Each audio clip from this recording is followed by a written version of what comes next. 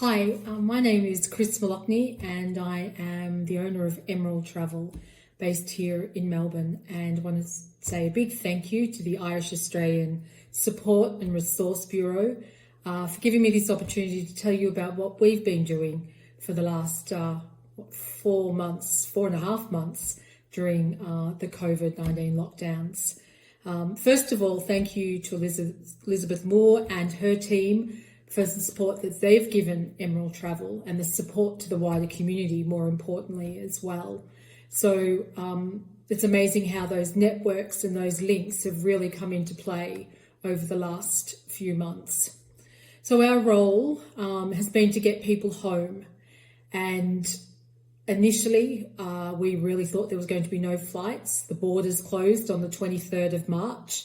To many of the countries that, that we would fly via, like Dubai and Abu Dhabi and Singapore, Hong Kong, and not knowing how people were going to get home was huge. Then Qatar continued to fly. We're grateful for that. And we were able to repatriate many working holiday visas, people in those first probably 4 to 6 weeks. The initial flight, or the first flight out, was the 29th of March. And the fares then were expensive, extremely expensive. Thankfully, they have come down, so please note that. But, we were looking at over $3,000 one way, economy class, to Dublin for people. And there was the fear of those flights cancelling again, as many people had already lost money due to other airlines cancelling. So that was maybe a few weeks, and then also we didn't expect flights past April. So you were getting home people that were finishing their visas or had lost their jobs, and of course no support here locally, and had to get home. And you also had parents of people, of families that had come out here on holidays to visit their family. So they also had to get home. So that first 6 weeks was challenging, emotional for everybody, for the clients especially, but even for us. We were working 10 to 12-hour days, grateful to have the business. So, what was someone's, it worked for us. It kept us going and working as a travel agency. And since then, through word of mouth, through the support from the Welfare Bureau, from the Irish Chamber of Commerce and our client base, and word of mouth has been massive and has allowed us to keep booking and repatriating people back to Ireland. And what we're seeing now is maybe young families heading back for good. They maybe have been thinking about it anyway and leaving earlier. And compassionates is the other big case. And of course, we're still people that are finishing or coming to the end of their working holiday visa, they're still travelling home. What I would say to you is the fares have come down, and that exemptions, so if you're an Australian citizen or resident, you must get an exemption to leave Australia.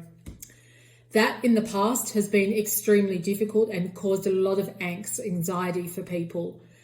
They weren't getting it until perhaps the day of their travel or the day before. So you can imagine the panic. But in the last few weeks, we have seen a change to that process, that it's coming through quicker as long as you have the correct documentation and, flight details. You're able to get that sometimes within a couple of hours, sometimes even less, or at least 24 to 48 hours. So please be assured that if you do have to get home, you can. It's just a matter of talking to someone and just being a little bit prepared. So what I would say also is that there are flights. You hear in the press that there are not flights. No thanks to Qantas, who've said they're not travelling or starting international travel to July 21. Virgin, I think, said either 2023 or 4. Please note that there are flights from every capital city in Australia. And the word I'm using again is grateful, but thank God there is, because that gives us choice and it gives us options for returns, especially if at the moment. For those in Melbourne, there are still flights departing Melbourne. So please be assured that Etihad, Emirates and Qatar are doing the one stop to Dublin on certain days. So we have at least 6 to 7 flights, one stop a day, so going out each week. What I would say is don't listen to what you hear that there's no flights coming in. The flights are coming in without passengers. They're coming in due to cargo. So they're bringing in cargo and taking out cargo and passengers. If you have to isolate, so if you do go home for a compassionate reason or business, you will have to isolate in one of the other states. And that is probably the only difference at the moment. Until Melbourne's borders reopen or allow quarantine hotels. That's the way it's got to be. But all things that can be worked through. What I would say is we're grateful to the Irish community. Our business specialises in expats returning home on holidays.